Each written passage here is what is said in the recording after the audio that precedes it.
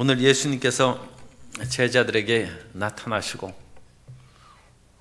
마지막 사명을 주신 후에 승천하는 내용에 대해서 우리가 말씀을 살펴봅니다. 우리가 이 영원한 천국이 있고 예수님께서 우리를 사랑하셔서 십자가에 못 박여 돌아가시고, 그러므로 자기 몸을 주기까지 우리를 사랑하셨다 함에도 우리가 눈앞에 고난을 당하고 질병에 걸리고 어려움에 빠지면 과연 하나님이 그렇게 나를 사랑하신가, 그렇게 의심이 들을 수 있고, 또 정말 그런 영원한 천국이 있을까, 그런 마음에 의심이 생길 수가 있습니다. 예수님께서 제자들에게 여러 번 그렇게 고난을 받고 사흘 만에 부활할 것을 말씀하셨는데도 불구하고 제자들이 믿지 못하는 것들이 오늘도 다시 반복되어 있습니다. 사람이 죽었다가 다시 산다는 것이 참으로 믿어지기가 어려운 사실이죠. 부모님이라 할지라도 돌아가셨다고 했는데, 아니 돌아가신 지 나흘이 지난 후에 다시 와가지고 얘야 부르면 얼마나 놀라겠어요. 그래서 예수님의 이 부활을 의심하고 무서워하는데, 그 끝에는 믿음이 생겨서, 믿음의 이제 최고 정점의 행위가 예수님을 경배하는 것입니다. 경배하는 것이고, 무서워하고 두려워하던 것 속에서 끝에 부분은 큰 기쁨으로, 큰 기쁨이 있다. 51, 그래서 52절이 완전히 전환된 것을 보여줍니다. 그에게 경배하고, 예수님이 유령인가 해서 무서워 피하다가 이제는 마침내 예수님을 경배하고, 그 다음에 무서워 떨던 마음에 큰 기쁨이 들어오게 되었습니다. 우리의 믿음의 성장이 있어야 될 줄로 믿습니다. 우리가 이 세상에서 끊임없이 어릴 때는 키가 크는 것을 매일 세워봐요. 그런데 키 잰다고 키가 크지는 않더라고. 내가 집 대들보에다가 키를 재놓고 이렇게 해가지고 재고 그러는데도 내 목표만큼 안 컸어요. 사람이 자기 목표만큼 몸이 크는 것이 아니에요. 그래서 사람이 육체적으로는 한계가 있어요. 그러나 사람이 성장하고 발전할 수 있는 것이 있습니다. 그건 정신이요 영입니다. 사람이 자기 생각대로 돈 버는 것이 아닙니다. 자기의 목표가 있다고 해서 누구나 부자가 되고 누구나 재벌이 되는 것이 아닙니다. 이 세상의 물질적이고 육체적인 것은 우리의 목표대로 되지 못합니다. 그러나 하나님께서는 우리에게 꿈을 주셔서 영적으로 성장할 수 있도록 그 길을 열어놓으셨어요.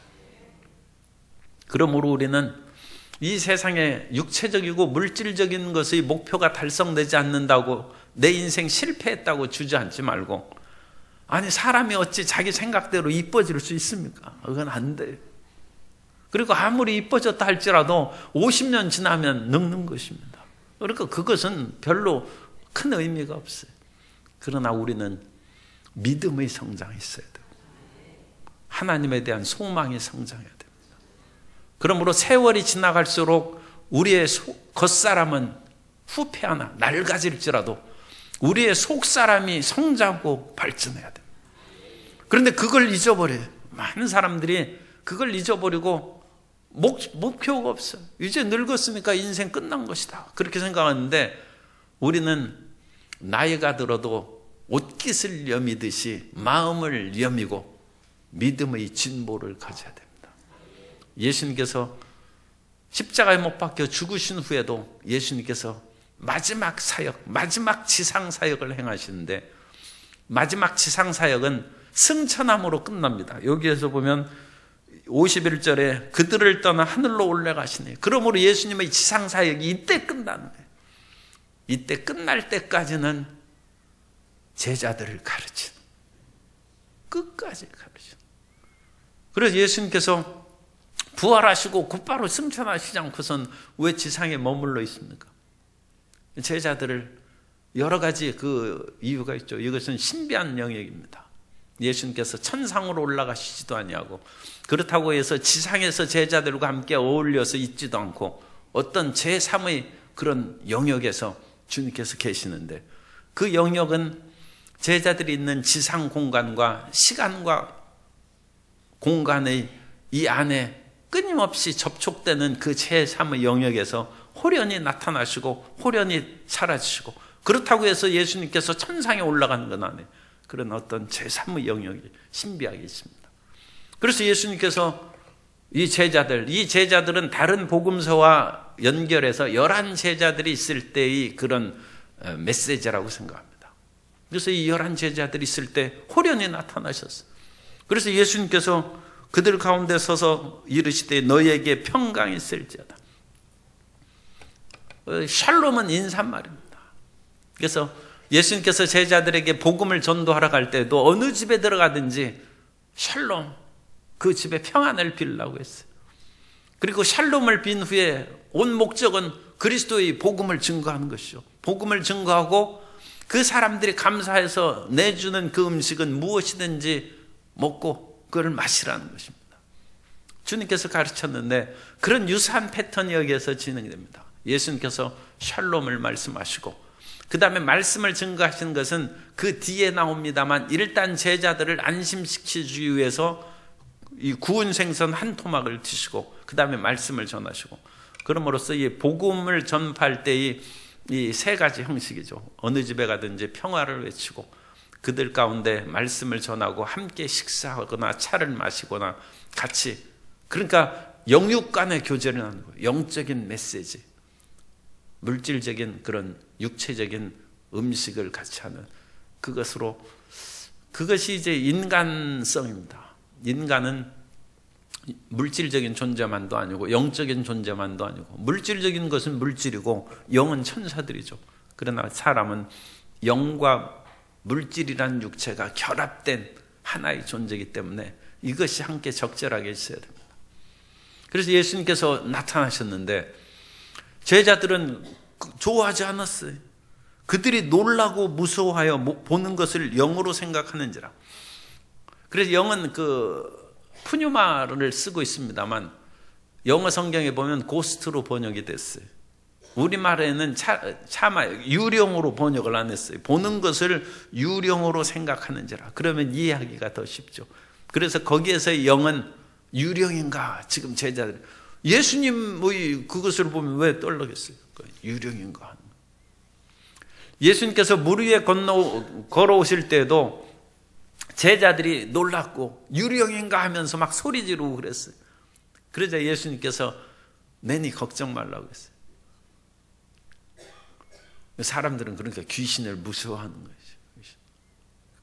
제자들은 예수님을 믿은 그런 믿음의 사람인데도 그런 담대함이 없었어요.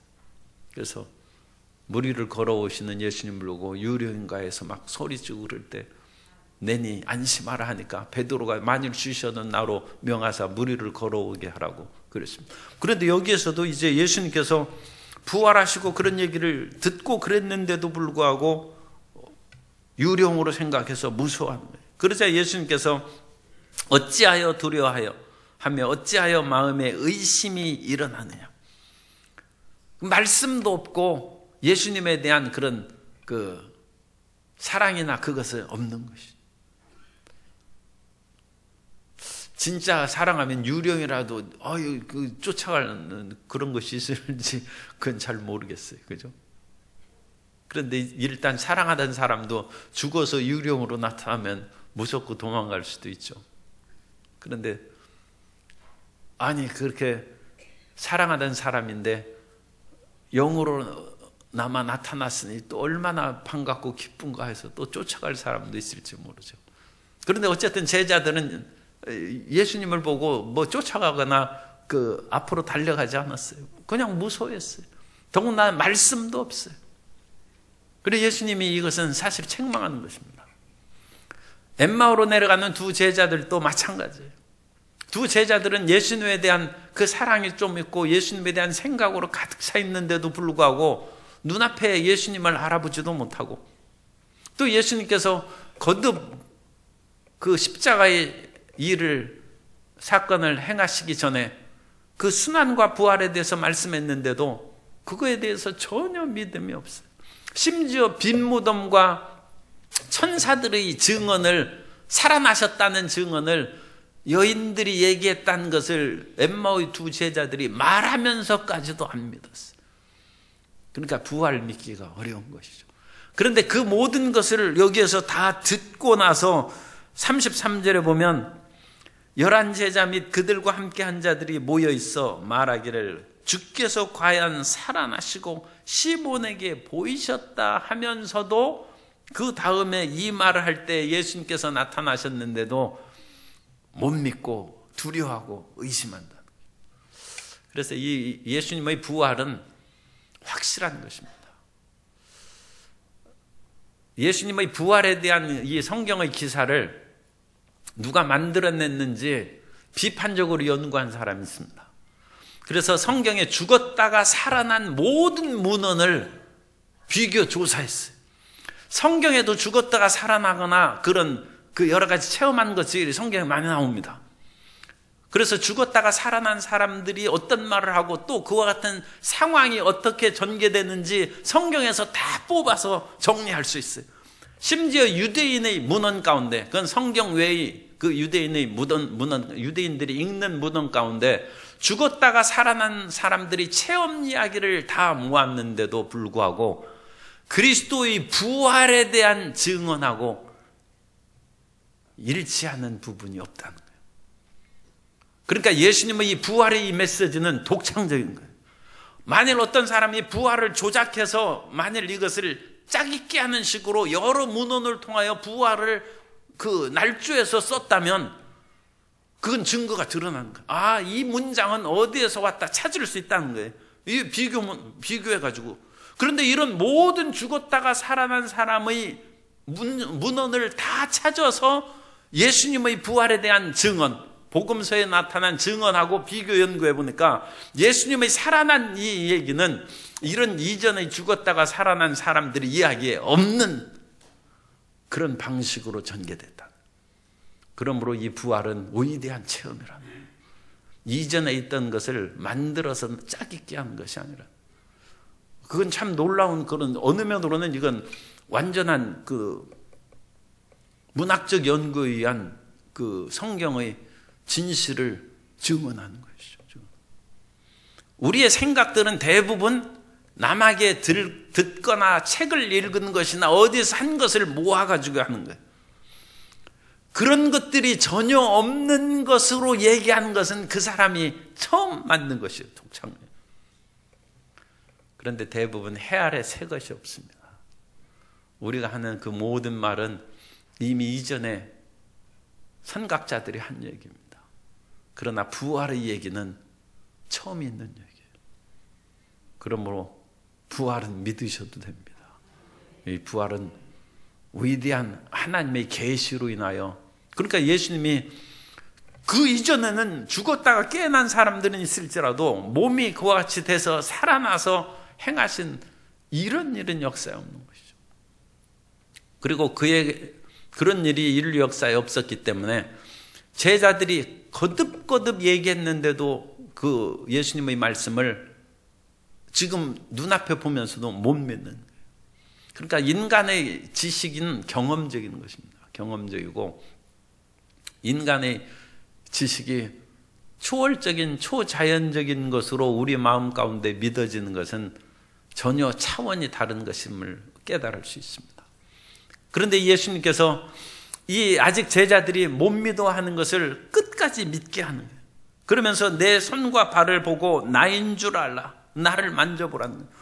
유령은 그러니까 그 뼈가 없죠. 살과 뼈가 없지만 너희 보는 것 같이 나는. 이제 뭐 베드로가 성큼 다가와서 한번 만져봤는지도 모르죠. 그러나 어쨌든 성경에는 직접 예수님 만져보라고 하니까 만져본 얘기는 없어요. 도마가 이제 나중에 나타나서 그 손가락에 넣어보라고 이제 주님께서 하셨죠. 그러나 어쨌든 만져보라는 거예요. 그래서 살과 뼈가 있다는 것입니다. 그런데도 불구하고 41절에 보면 그들이 너무 기쁨으로 아직도 믿지 못하고 놀랍게 여길 때, 아직도 100%의 그런 부활한 예수님이다, 그걸 못 믿는 거예요. 예수님께서 이 나타나신 그 모습이 육체적인 그런 예수님의 그거하고는 좀 달랐을 것으로도 생각할 수 있습니다. 그래서 예수님께서 이 부활하신 그 몸은 그 초월적인 그런 그 모습으로 뭐 이와 같은 벽이나 공간에 상관없이 자주자재로 다니시기도 할 뿐만 아니라 예수님의 그런 모습은 모습인데 육체의 그런 모습이 아니죠. 그러니까 우리는 그것을 이제 영으로, 우리의 영혼으로 이해해야 돼요. 그렇게 천국에서 사랑하는 사람들을, 가족들을 만날 때 그 똑같은 사람이라고 생각하면 안 돼. 아마 다를 거예요. 그러나 그 뭔가 이 땅에 있는 그런 이미지가 같겠죠. 이미 육체의 그것을 벗어나 버렸는데 육체의 사람하고 똑같이 생각하면 되죠.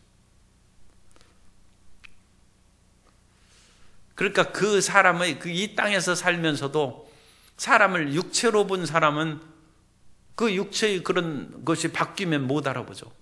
그러나 그 사람의 내면으로, 영으로 그 사람을 이해하는 사람은 그 사람이 변장해도 알아봅니다. 그 사람의 그 속을 파악하고 있는 것이죠. 그래서 예수님께서는 제자들이 이 육체의 겉모습으로는 지금 그래도 긴가민가 하고 잘 몰라요. 예수님께서 너에게 무슨 먹을 것이 있느냐, 그래서 구운 생선 그 한 토막을 이렇게 해서 드리니까 그것을 잡수신다. 사람이 먹는 모습을 보면 아, 이 사람이 맞구나, 그 생각을 할 수 있어요. 그럼 이것은 무엇이냐? 예수님께서 앞에서는 그 엠마오 제자들에게 떡을 뗄 때 오병이어의 기적에서 떡을 떼면서 나눠주신 기적을 연상이 떠오르는 거예요. 그래서 엠마오의 두 제자들이 아, 예수님이구나. 예수님께서 떡을 떼주신 모습을 보니까 오병이어의 기적에서 그건 육체로 살아계실 때죠. 그때 예수님하고 그게 같은 거예요. 그래서 알아보는 거예요. 그런데 예수님께서 생선을 잡수시는 그것에서 오병이어의 기적에서 생선을 드시는 것을 제자들이 보시면서 아, 예수님이구나, 그걸 아는 거예요. 그래서 우리가 예수님을 체험하는 것이 실질적인 이와 같은 그 물질적인 어떤 것에 큰 영향을 줄 수 있다는 것입니다. 삭개오가 그 돌무화과 나무에 올라가서 예수님을 만납니다. 그리고 나서 예수님을 집안에 이제 모셔서 재산의 절반과 토색한 것이 있으면 4배나 갚겠습니다. 그렇게 하고 예수님 가셨어요. 그런데 삭개오가 다음날 자고 일어나니까 이게 정신이 내가 온전한가 꿈인가? 아니, 절반을 어떻게 집안 재산을 나눠줍니까? 자기가 가지고 있는 현금의 절반도 내주기가 어려운데 재산의 절반은 땅도 팔고 집도 팔고 그래야 되는데 이 부인도 제정신 차리라고 그렇게 할 것이고 이렇게 할 거 아닙니까? 그때 삭개오가 자기가 제정신의 상태에서 그것을 말하고 예수님 앞에 다짐했다는 것을 다시금 체험하기 위해서 돌무화과 나무에 올라가. 돌무화과 나무에 올라서 거기에서 삭개오야 속히 내려오라는 예수님의 말씀을 듣는다. 다시 그 체험으로 듣는다. 그래서 이 현실적인 어떤 일을 통해서 자기의 영적인 그것을 깨닫는. 베드로가 그 하나님의 그 교회를 섬기고 그럴 때 수제자로서 말할 수 없는 그 책임도 있지만 권세도 있고 영광도 받습니다. 그래가지고 자칫하면 교만해질 수 있어요. 그런데 베드로가 교만해졌다는 얘기는 없죠. 베드로가 조금 의기양양해질 때마다 닭이 우는 거예요. 새벽 닭이 울 때마다 베드로는 자기가 예수님을 어떻게 대했는지 3번 부인한 것이 뼈저리게 기억나. 그것이 사도 바울이 얘기한 내가 죄인 중에 괴수라는 거예요. 베드로는 타락하죠. 닭 울음소리를 들을 때 베드로는 주님의 은혜를 생각하고 겸손하다. 이런 하나님과의 만남에 있어서 현상계, 우리가 눈으로 보이는 3차원의 세계의 그런 일들의 체험이 상당히 효과가 있는 것이 있습니다. 그래서 사람들은 마음으로만 생각하지 말고 금식도 하고 교회도 나오고 또 그런 자선도 베풀고 어떤 실질적인 일을 행할 때 자기의 영혼을 더 깨우치게 해서 믿음으로 들어갔는데 그런 촉매 역할을 합니다. 그래서 여기에서 예수님께서 이 생선을 드심으로써 제자들이 눈이 열린 거예요. 무엇인가 예수님 같은데도 예수님이 아니죠. 아닌 것처럼 보이는 그분이 생선을 드시는 것을 보고 틀림없구나. 그걸 깨닫는. 그리고 나서 예수님께서는 말씀을 증가하셔서 모세의 율법과 선지자의 글과 시편의 이 성경 전체죠. 예수님께서 끊임없이 성경을 가르치는. 예수님께서 지금 승천하실 날이 지금 죽으셨다가 부활하셔서 그때도 성경을 가르치는 거예요. 여러분 성경을 끊임없이 공부해야 돼요. 예수님의 3대 사역이 가르치고 천국 복음을 전하시고 병자를 고치는 것입니다. 그래서 가르치는 것의 반대말은 배우는 것이죠. 끊임없이 배워야 돼요. 사실 배우는 것이나 가르치는 것이나 사실은 그건 같은 것입니다. 그래서 성도 여러분이 제대로 배우려면 교사를 해야 돼요. 그래가지고 아이들에게 가르쳐요. 아이들은 들으면 자꾸 잊어버리니까 조금 실수해도 괜찮아요. 그래가지고 어쨌든 실수를 안 하는 것이 좋죠. 그래도 사람이 실수할 때가 있어요. 그런데 애들은 제발 올바른 것만 기억하고 잘못된 것은 잊어버리게 해주십시오. 그렇게 이제 기도하고 가르치면 그게 배우는 거예요. 자기가 배우는 거예요. 남을 가르치고 배우는 것은 사실은 같은 것인데, 그래서 성경을 하는 거예요. 성경. 예수님께서 제자들에게 가르치고 45절에 보면 그들의 마음을 열어 성경을 깨닫게 하시고, 하나님 말씀을 가르칠 때 항상 성령의 조명이 있어야 돼요. 그런데 여기에서는 아직 성령이 그들에게 오순절의 성령 충만함이 이르지 않았기 때문에 예수님께서 직접 그들의 마음을 열어서 성경을 깨닫게 해주신다. 오늘날 우리에게는 예수님께서 성령으로 오셔서 우리 마음을 열어주신 것입니다. 그래서 하나님 말씀을 끊임없이 배우고 성령께서 우리를 깨우쳐 주시면 우리 마음 가운데 믿음이 생기는 거예요. 믿음. 그래서 예수님께서는 제자들이 아직도 부활을 믿지 못해. 그래서 다시 부활에 대한 모든 것들을 모세 율법으로부터 예언자의 글, 그리고 시편, 성문서의 글로부터 그것을 쫙 말씀하시고 그것을 다시 압축하면 46절입니다. 이같이 그리스도가 고난을 받고 제3일에 죽은 자 가운데서 살아날 것과, 이 복음의 그 핵심이죠. 십자가 사건의 핵심입니다. 고난을 당하시고 주님께서 3일 만에 죽은 자 가운데 살아나시고, 이것을 통하여 우리는 죄로 말미암아 하나님께 가는 길이 막혔는데 죄 사함을 받을 수 있다.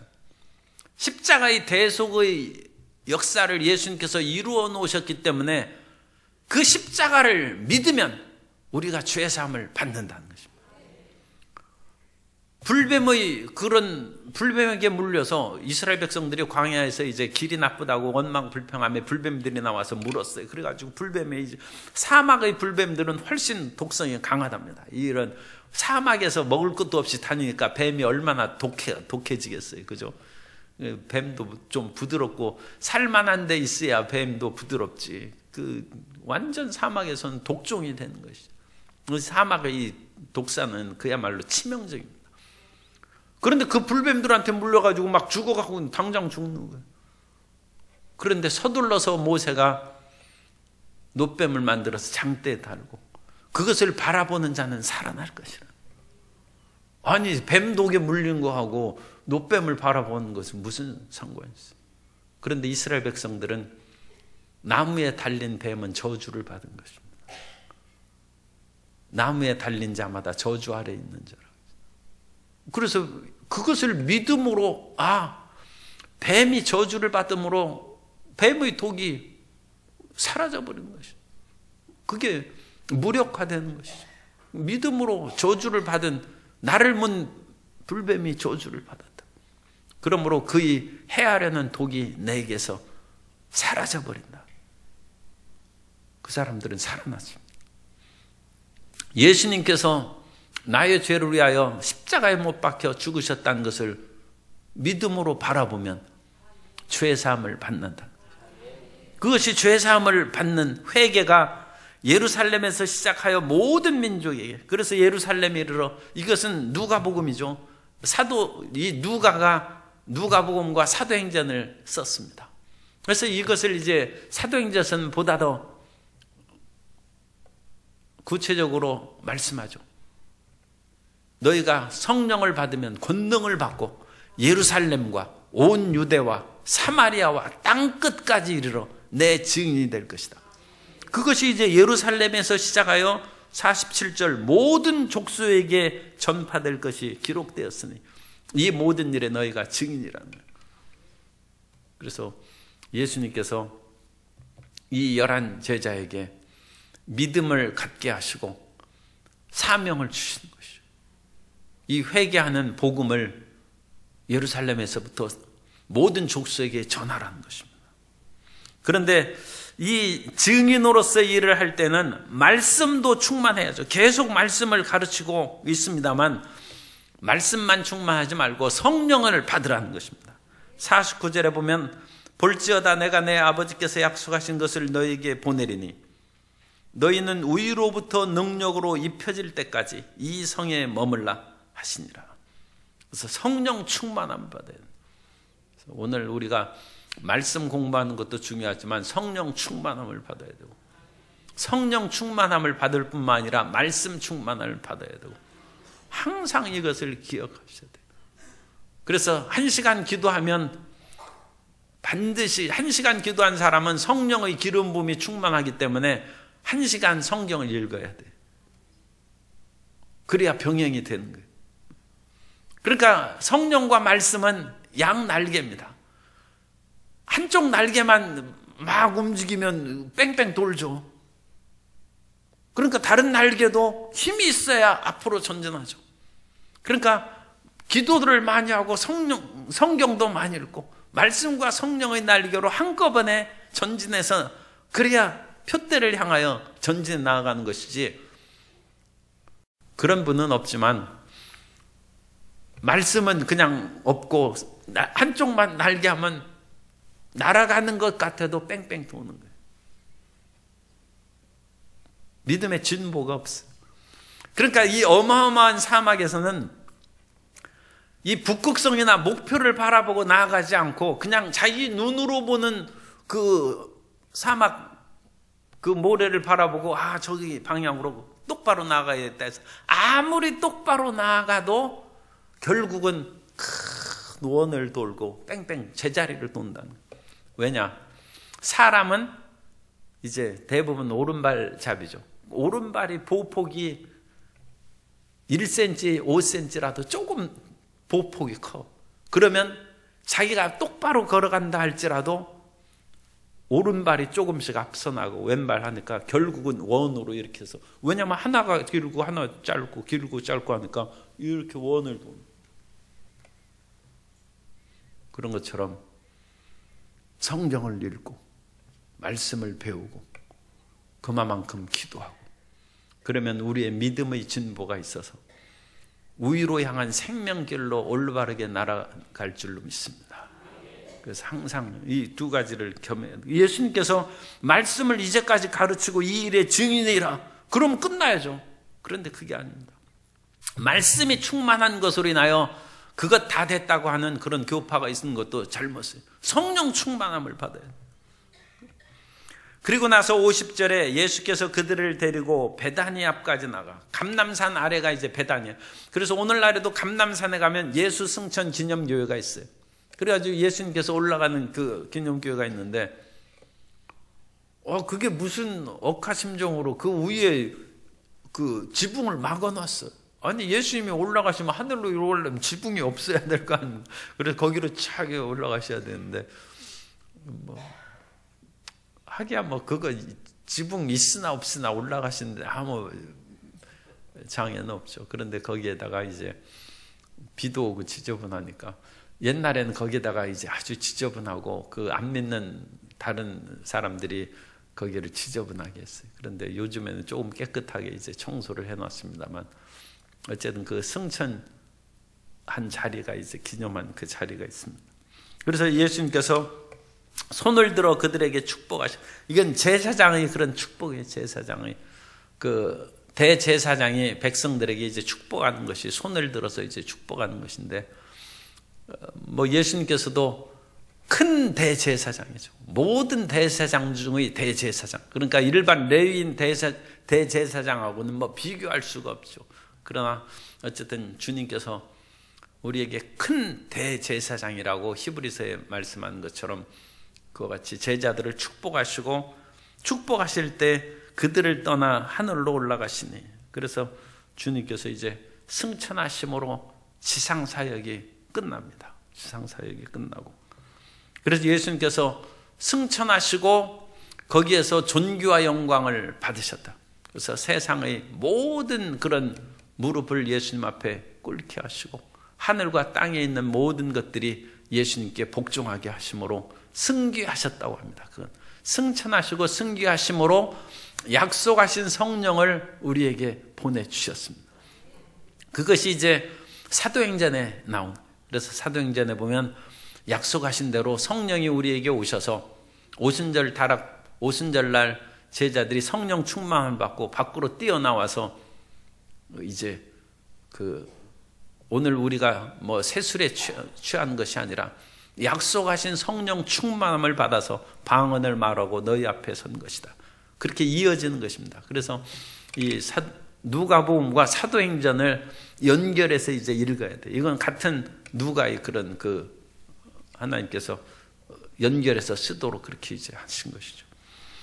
그리고 이제 여기에서 대전환이 이루어지죠. 그들이 그에게 경배하고, 그래서 이제는 완전히 예수님을 경배하고 경배는 땅에 엎드려 절하는 거예요.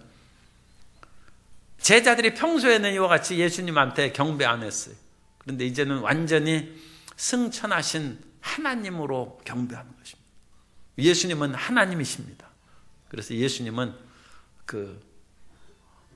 그야말로 완전하신 하나님이시고 완전하신 인간이시기 때문에 우리는 예수님을 인간으로 생각할 뿐만 아니라 하나님의 어미하심과 권위가 충만하신 분임을 기억해야 됩니다. 그래서 이제는 이 무서워하고 놀라고 하는 그런 의심하고 그런 것이 아니라 예수님 앞에 완전히 땅에 엎드려 경배할 정도로 철저히 이제 믿음을 갖게 됐다는 것이죠. 그래서 우리도 그런 믿음으로 전진해야 됩니다. 주님, 내 마음 가운데 그런 의심이 사라져버리고 온전한 믿음으로 이르게 해 주옵소서. 이 부활 그런 것도 그냥 부활이 있다 하니까 그냥 믿는 정도로 하냐고 철저히 믿어요. 반드시 살아난다. 그걸 믿어야 되고, 그 다음에 그거에 나오는 그 믿음은 우리의 지성적이고 또 의지적인 측면인데, 우리의 감정도 큰 기쁨이 충만한 거예요. 기쁨이. 여기에서 두려움이 이제 사라졌어요. 마음이 한편에 무엇인가 미심쩍고 떨리는 마음이 있었는데 그것이 완전히 사라지고 큰 기쁨이 가득해서 제자들은 이제 예루살렘에서 늘 성전에서 하나님을 찬송하니라. 늘 성전에서 어느 때까지 항상 성전에 있느냐? 성령이 임하실 때까지. 그래서 성령이 임하시면 이제는 예루살렘에서 나와서 유대와 사마리아와 땅끝까지 증인으로 뻗어나가는. 그래서 성령 충만함을 받기까지는 아직 전도할 그 상태가 되지 못한 것이죠. 말씀도 공부할 뿐만 아니라 성령의 충만함을 받아야 전도자의 사명을 수행할 수 있다. 그리고 예수님께서는 말씀과 성령의 충만함을 받도록 예루살렘에서 하나님을 찬양하면서 기다린다. 그러니까 이게 바로 그 오늘날 우리 성령 충만함을 받는 그런 하나님의 가르침입니다. 어떻게 성령 충만함을 받아야 되겠습니까? 말씀을 읽으라는 거예요. 어떤 말씀을 읽을까요?